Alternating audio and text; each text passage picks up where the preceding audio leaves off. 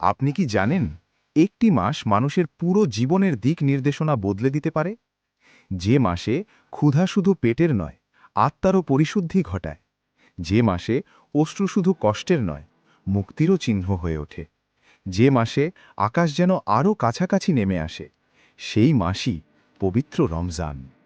বাংলাদেশের ঘরে ঘরে যখন ফজরের আজান ভেসে আসে, সেহরির শেষ ঢোক গলায় নামিয়ে মানুষ দাঁড়িয়ে যায় নামাজে, তখন শুধু একটি রোজা শুরু হয় না, শুরু হয় রহমত, বরকত ও নাজাতের এক অনন্য সফর। রমজানের প্রথম দশককে বলা হয় রহমতের দশক। রহমত মানে কেবল দয়া নয়, এটি এমন এক আল্লাহী অনুগ্রহ যা মানুষের অযোগ্যতার পরেও নেমে আসে। এই সময় মানুষ লক্ষ্য করলে দেখবে তার অন্তর অদ্ভুতভাবে নরম হয়ে যাচ্ছে। রাস্তায় ভিক্ষুককে দেখে চোখ এড়িয়ে যাওয়ার বদলে হাত বাড়িয়ে দিতে ইচ্ছে করে। পরিবারের সদস্যদের প্রতি ধৈর্য বেড়ে যায়, এমনকি বহুদিনের শত্রুতাও হালকা হয়ে আসে।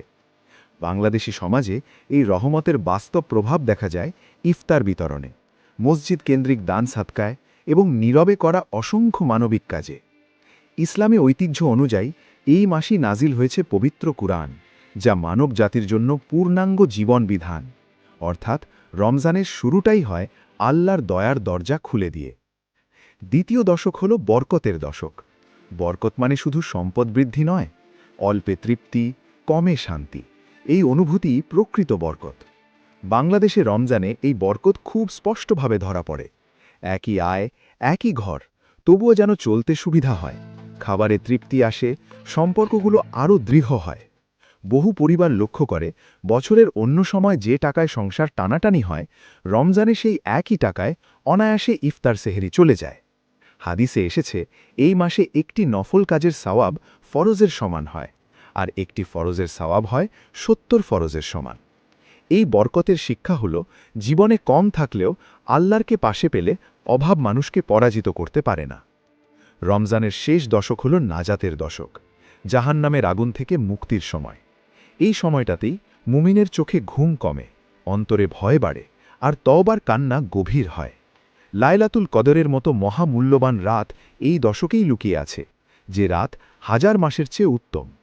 বাংলাদেশের মসজিদগুলোতে এই সময় ইতিকাফকারীদের সারি, গভীর রাতে কান্না ভেজা দোয়া আর নিঃশব্দে নিজের জীবনের হিসাব মিলানোর দৃশ্য, সব মিলিয়ে এক অভূতপূর্ব আধ্যাত্মিক পরিবেশ তৈরি হয়। মহানবী হজরত মুহাম্মদ সাল্লাল্লাহু আলাইহি ওয়াসাল্লাম নিজেও এই শেষ দশকে ইবাদতে বিশেষ মনোযোগী হতেন, পরিবারকেও জাগিয়ে দিতেন।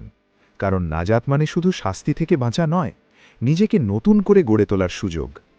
রমজান আমাদের শেখায় মানুষ চাইলে বদলাতে পারে।